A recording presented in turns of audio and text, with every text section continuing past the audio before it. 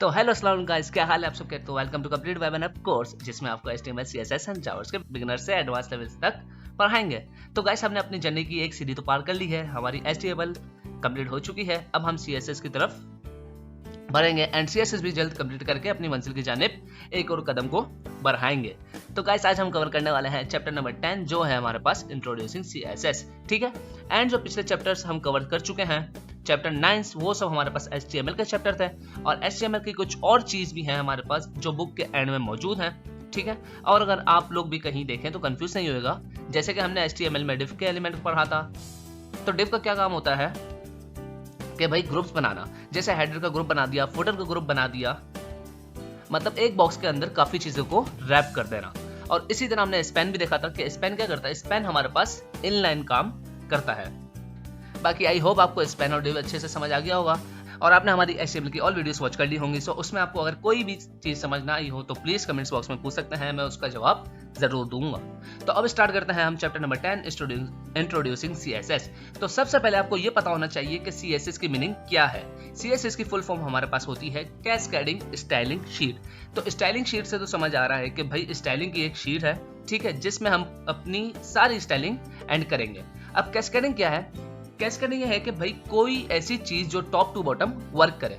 जिस तरह आपने वाटरफॉल भी देखा होगा, जिस तरह आबशार होता है कि भाई ऊपर से पानी नीचे गिर रहा होता है।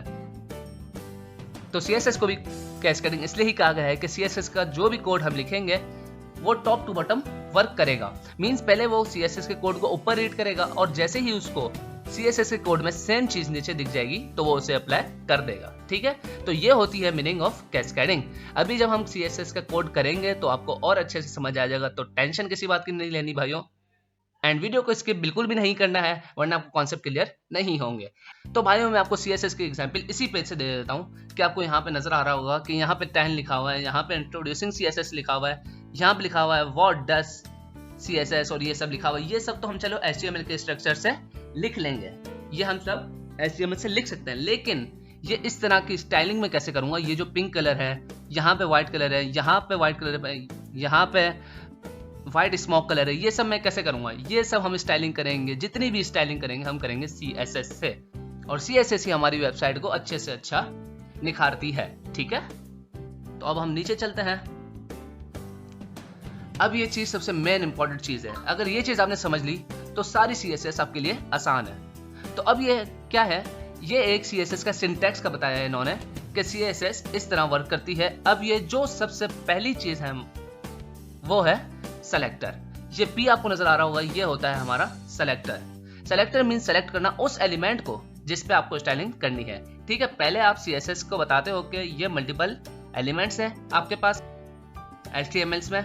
हेडिंग्स हो गई, पैराग्राफ हो गई, लिस्ट हो गई, टेबल। तो मैं अगर पैराग्राफ को स्टाइल करना चाह रहा हूं तो मुझे CSS को पहले बताना पड़ेगा कि भाई मैं P मतलब पैराग्राफ को मैं स्टाइल करना चाह रहा हूं। और जो स्टाइलिंग हम प्रोवाइड करते हैं उसे कहते हैं डिक्लेरेशन।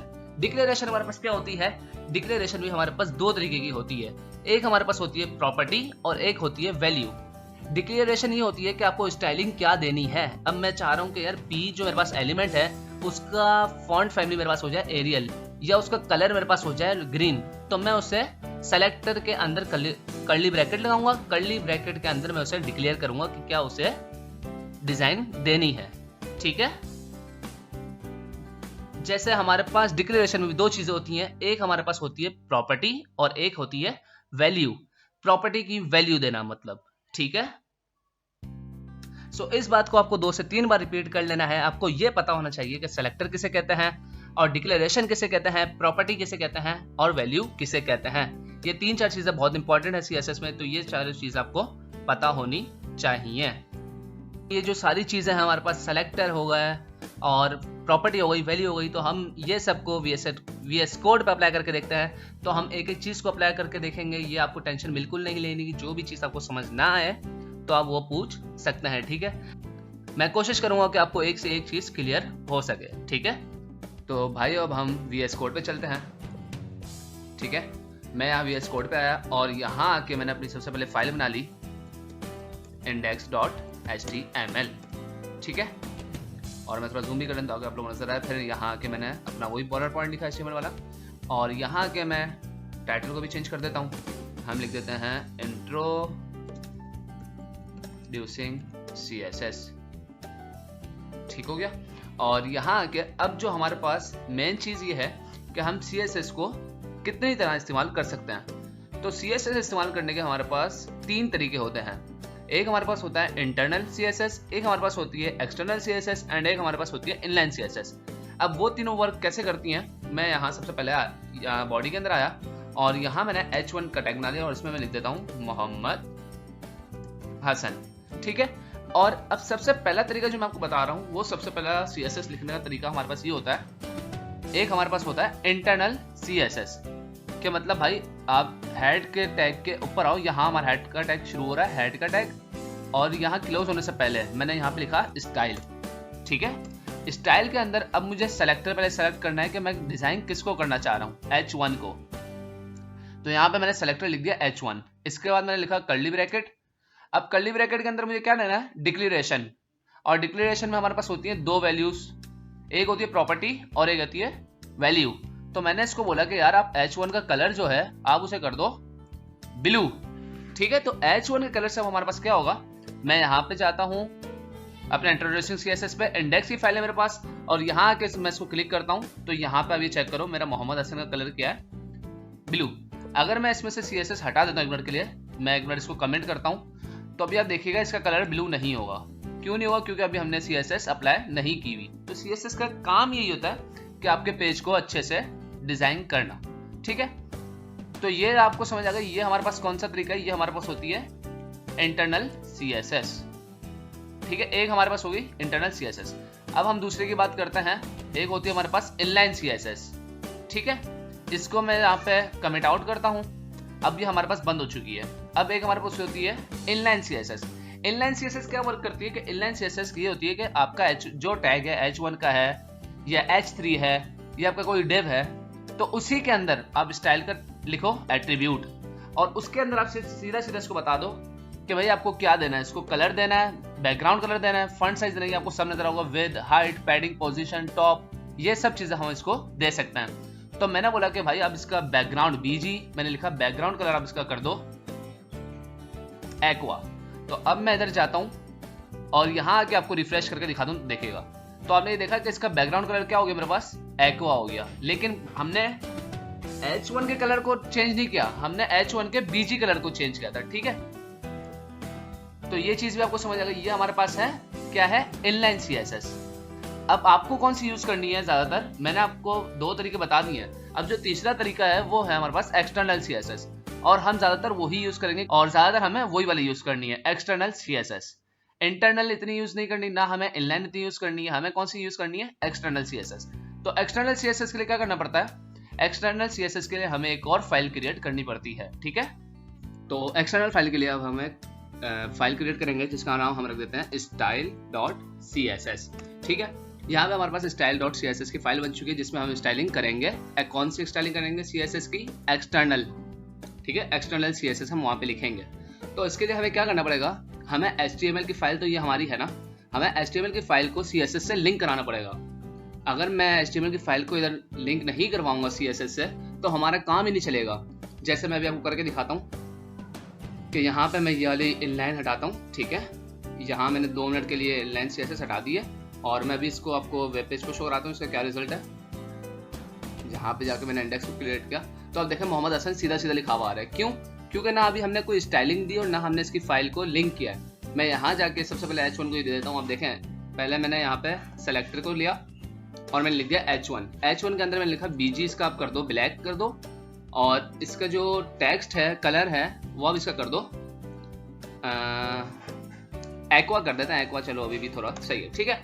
अभी भी देखो हमने स्टाइलिंग इसको दे दी है लेकिन अभी भी हमारा वर्क नहीं करेगा। देखो मैं यहाँ के रिफ्रेश कर रहा हूँ, मेरा काम वर्क नहीं कर रहा। क्यों नहीं कर रहा, क्योंकि मैंने यहाँ पे इंडेक्स की फाइल पे उसको लिंक नहीं करवाया हुआ। तो हम CSS की फाइल को इंडेक्स की फाइल से लिंक कैसे करवाएंगे, यहाँ टाइटल आपको नजर आ रहा है, टाइटल पे आपने एंटर का प्रेस किया, यहाँ पे LI, जैसे आप LI लिखोगे तो आपको ये आ जाएगा लिंक का एक्सटेंशन। ठीक है। मैंने लिंक को दबाया तो लिंक के अंदर 2 एट्रीब्यूट हमारे पास होते हैं, एक rel का और एक href का। रिलेशन मीन्स आपको क्या स्टाइल देना है तो आप स्टाइल शीट इधर लिख दिएगा, और href में आप कौन सी फाइल का लिंक देंगे, style dot C S S, जो ये हमने फाइल बनाई हुई ना style dot C S S, आप ये वाली देंगे, आप लिखेंगे STY, ये देखें style dot C S S. अब मैं जाता हूँ वेब पेज पे और यहाँ के इसको रिफ्रेश करता हूँ, तो अभी देखें ये डिजाइन आपके सामने है। ये पीछे बैकग्राउंड मेरा ब्लैक हो गया और ये एक्वा से लिखा हुआ आ रहा है। लेकिन अगर मैं आपसे ये बात पूछूं कि यार ये मैंने तो टैक्स को बैकग्राउंड कलर दिया था और कलर इसको मैंने एक्वा दिया था, लेकिन इसने पूरी लाइन कवर की है, तो आप बोलेंगे सर ये तो जाहिर सी बात है लाइन कवर होगी। क्यों कवर होगी? क्योंकि हमने जो H1 एलिमेंट दिया हुआ है, ये हमारा जो H1 एलिमेंट है, इसको H1 हमारा ब्लॉक लेवल एलिमेंट है।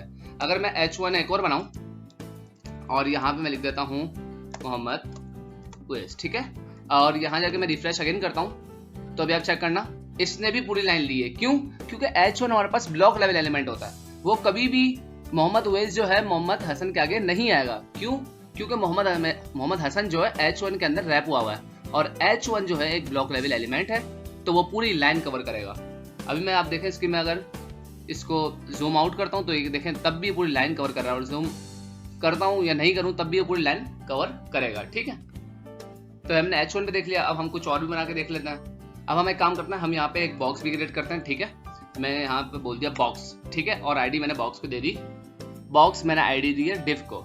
मैं यहाँ पे डिफ को, मैं यहाँ पे आईडी को कॉपी करता हूँ और style dot C S S में जाता हूँ और यहाँ आके मैं इसको क्या करूँगा, जब भी हम आईडी को कॉल करवाएंगे style dot C S S की फाइल में, तब हम इसको कॉल करवाने से पहले लिखेंगे हैश, ठीक है, और फिर हम Ctrl+V। ये हमारे पास बॉक्स आ गया, इसको मैं विड्थ दे देता हूँ 200 पिक्सल और हाइट दे देता हूँ 200 पिक्सल, ठीक है, और मैं इसको बोलता हूँ भाई आपका बीजी जो है वो है रेड। ठीक है, अब हम इसको चेक करते हैं कि वो हमें कैसा नजर आ रहा है। ये अब आपको नजर आ रहा होगा, ये हमारे पास एक बॉक्स बन के आ गया रेड कलर का, जिसकी हाइट और विड्थ 200 है। ठीक है, अगर अभी आपको कुछ कुछ चीजें समझ नहीं आ रही तो बिल्कुल टेंशन लेने की जरूरत नहीं है भाइयों, सब चीजें समझ आ जाएंगी आहिस्ता आहिस्ता करके। हम जैसे प्रैक्टिस करते रहेंगे, इम्प्लीमेंट करते रहेंगे, हर चीज को समझ आ जाएगी। अगर कोई बात अभी समझ नहीं आ रही तो कोई मसले की बात नहीं है। ठीक है, अब एक और बात, अब ये बात है कि अब हमारे पास दो H1 आपको नजर आ रहे हैं। ठीक है, मैंने आपको बताया था क्लास हम मल्टीपल यूज कर सकते हैं और आईडी हम हमेशा यूनिक रखेंगे। जो आईडी मैंने बॉक्स को दी, मेरे पास एक ही डिव था तो मैंने इसलिए इसको आईडी दे दी थी। अब मेरे पास दो H1 है, अब मैं दोनों को क्लास दूंगा। ठीक है, और क्लास क्या दूंगा, क्लास हमेशा मैं अलग अलग दूंगा। क्लास का मैंने टैग लगा दिया और यहाँ पे मैं लिख देता हूं इसको हेडिंग 1 और यहाँ पे लिख देता हूं हेडिंग 2। ठीक है, तो अब आप चेक करना, अब मैं चाहता हूँ यार ये H1 का जो बैकग्राउंड कलर है वो चेंज हो और ये दूसरा वाला जो H1 है उसका बैकग्राउंड कलर चेंज हो, दोनों को मैं अलग अलग करना चाहता हूँ। तो अब मुझे क्या करना पड़ेगा, अब मुझे क्लास से उसको कॉल करवाना पड़ेगा। अब यहाँ पे मैं H1 नहीं लिखूंगा, H1 लिखूंगा तो मेरे पास जितने भी H1 होंगे वो सारे कॉल हो जाएंगे। अगर मैं चाहता हूँ कि दूसरे वाले को मैं अलग स्टाइल देना चाहता हूँ तो मुझे इससे क्लास से कॉल करवाना पड़ेगा। ठीक है, तो मैं यहाँ पे हेडिंग 1 को कॉपी करता हूँ और यहाँ आके मैंने लिखा H1 की जगह इसको मैंने लिख दिया, H1 को मैंने हटाया और क्लास को हम हमेशा CSS में डॉट से इस्तेमाल करते हैं। ठीक है, क्लास जब भी हम इसको कॉल करवाएंगे उससे पहले हम डॉट लगाएंगे और आईडी जब भी कॉल करवाएंगे तो आईडी से पहले हम हैश यूज करेंगे। ठीक है, तो अभी मैं क्लास यूज करवाना हूं तो मैंने डॉट लिखा और उधर आईडी जो क्लास मैंने दी हुई थी हेडिंग 1 वो मैंने यहाँ पे दे दी। इसी तरह मैं कॉपी करता हूँ इसको Ctrl+C एंड यहाँ पे Ctrl+V और यहाँ पे मैं लिखता हूँ हेडिंग 1 की जगह हेडिंग 2 और अब इसका बैकग्राउंड दे दो ये। ठीक है, तो अब आप चेक करना, मेरे पास जो हेडिंग 1 और हेडिंग 2 थी पहले इसका बैकग्राउंड कलर सेम था।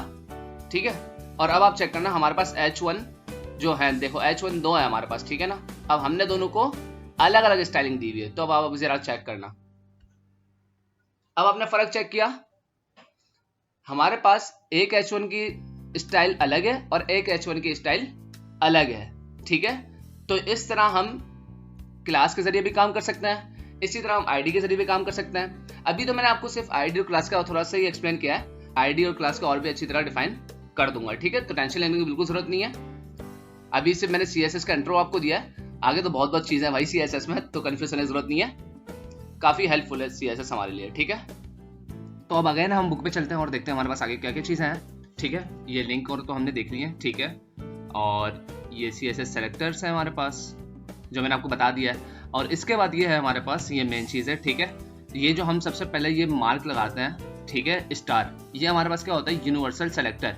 यूनिवर्सल सेलेक्टर हमारे पास ये होता है कि जो हमें अपनी पूरी वेबसाइट पे जो काम करना हो, जैसे मुझे देना है कि भाई मेरी वेबसाइट का कलर, अब मैं हर चीज़ को अलग अलग नहीं देना चाह रहा, मेरे पास इतने सारे H1 है, अब मैं एक बड़ी वेबसाइट रन करूंगा तो उसमें मेरे पास इतने सारे H1 होंगे, P के टैग होंगे, LI होंगे, UL होंगे, OL होंगे, इतने सारी चीज़ें होंगी मेरे पास, तो मैं हर किसी को तो बैकग्राउंड अलग अलग नहीं दूंगा। तो यूनिवर्सल सेलेक्टर हमारे पास उस वक्त काम करता है कि भाई मैं यूनिवर्सल सेलेक्टर हमारे पूरे पेज की इंफॉर्मेशन कलेक्ट कर रहा होता है कि मैं चाहता हूँ कि यार मेरे पूरी वेबसाइट का कलर होना चाहिए डार्क ब्लू, तो मैं स्टार का टैग लगा के और उसके अंदर मैं लिख दूंगा कि मेरा जो है बैकग्राउंड कलर, मैं आपको एक मिनट ये VS कोड भी करके दिखा दूँ ताकि आपको इजीली समझ आ जाए। ठीक है, मैं यहाँ पे गया एंड यहाँ हेडिंग से ही पहले मैं आया और यहाँ के मैंने एंटर प्रेस किया और यहाँ पे मैंने किया स्टार और कर्ली ब्रैकेट और मैंने कहा भाई आपका BG जो है वो आपका है, मैं दे देता हूँ आपको ग्रीन। ठीक है, अब मैं जैसे इसको ग्रीन दिया तो अभी आप ये जरा चेक करना, मैं यहाँ पे जाता हूँ, एक मिनट भाइयों, सॉरी, मैं यहाँ पे आया तो अब आपको ये नजर आ रहा होगा मेरे पूरे पेज का कलर डार्क ग्रीन हो चुका है। समझ आइए आपको। तो यूनिवर्सल सेलेक्टर हमारे पास इस चीज में हेल्पफुल करता है कि आपके पूरे पेज को जो डिजाइन देनी है आपने, आप वो दे सकते हैं, चाहे मुझे इसमें पैडिंग देनी है, चाहे मुझे मार्जिन देनी है, हर चीज हम दे सकते हैं। मार्जिन, पैडिंग क्या है क्या नहीं, हम CSS में आगे ये हर चीज पढ़ेंगे। इसी तरह हमारे पास टाइप सेलेक्टर होता है। टाइप सेलेक्टर ये होता है हमारे पास कि अब मेरे पास H1 है, H2 है और H3 है, या मेरे पास पैराग्राफ्स हैं 3-4, अब मुझे उनको सेम अगर देनी है, स्टाइल देनी है, मुझे सेम देनी है स्टाइल उन तीनों हेडिंग्स को, तो मैं क्या करूँगा, कॉमा लगा के भी, कर्ली ब्रैकेट लगा के फिर उसमें दे सकता हूँ। जरूरी नहीं कि मैं H1, H2, H3 अलग अलग लिखूँ, ये भी मैं आपको करके दिखाता हूँ।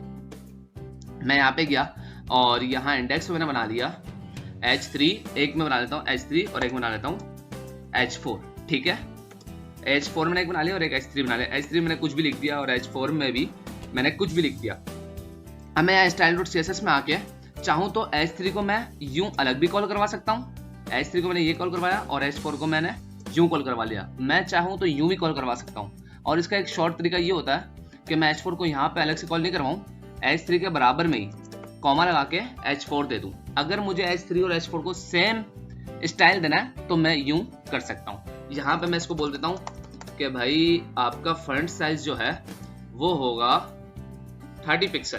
तो अभी आप H4 को देख रहे हैं, उसका साइज आप देखना कि उसका साइज बड़ा होगा। ठीक है, मैं यहाँ गया और रिफ्रेश किया तो ये आप देखें, ये इसका फ्रंट साइज आपको नजर आ रहा होगा, बाकी उससे बड़ा है। ठीक, अब हम चलते हैं वापस अपनी बुक पे और हमारे पास बुक में एक दो और क्या चीज़ है वो हम देखते हैं। अब ये हमारे पास है ID सेलेक्टर, जो मैंने आपको बता दिया कि यार ID यूनिक होती है, और अगर मेरे पास इतने सारे एलिमेंट्स हैं और मैं ID एक देना चाहता हूँ यूनिक, तो मैं ID का यूज़ करूँगा, और अगर मेरे पास मल्टीपल चीज़ हैं तो मैं क्लासेस का यूज़ करूँगा। क्लास CSS में कैसे अप्लाई की जाती है, डॉट लगा के, ये आपको नजर आ रहा होगा, मैं इधर जूम करता हूँ, यहाँ ये देखें आप, जूम मैंने कर दिया है, डॉट लगा के हम CSS में इसको क्लास को कॉल करवा सकते हैं, और अगर मुझे ID कॉल करवानी है CSS में तो मैं हैश लगा के कॉल करवाऊंगा। ठीक है, इसी तरह हमारे पास चाइल्ड सेलेक्टर भी होते हैं, डिसेंडेंट सेलेक्टर भी होते हैं, चाइल्ड सेलेक्टर भी होते हैं, ये सारे सेलेक्टर्स होते हैं, आप इसको चेक कर सकते हो। ठीक है, आप बुक पे आके बाकी को भी आप चेक कर सकते हो। ठीक है, इसकी भी प्रैक्टिस आपने करनी है। देखो CSS ऐसी लिखी जाती है, जैसे मैंने आपको बताया कि स्टार देके फंड फैमिली में इसमें लिख सकता हूँ कि भाई फंड फैमिली आप चेंज कर दो, आप मेरी रख दो, एरियल रख दो या सैन सेरिफ रख दो, इतनी सारी होती हैं, हम वो सारी चीज़ें भी आगे चेक कर लेंगे। ठीक है, बाकी CSS के इंट्रो में इतनी कोई खास चीज़ तो नहीं थी आपके सामने, जो जो चीज़ें मेन थी वो मैं आपके सारे पढ़ा चुका हूँ। ठीक है, तो यही था हमारा CSS का इंट्रो। सो गाइस, उम्मीद है आपको ये समझ आ गया होगा। CSS का इंट्रो आपको CSS मज़ेदार भी लगेगी गाइस, और CSS वाकई मज़ेदार है, इसको आपको पढ़ने ही मज़ा आएगा। सो अपना ख्याल रखें, मिलते हैं नेक्स्ट वीडियो में, टेक केयर, अल्लाह हाफिज़।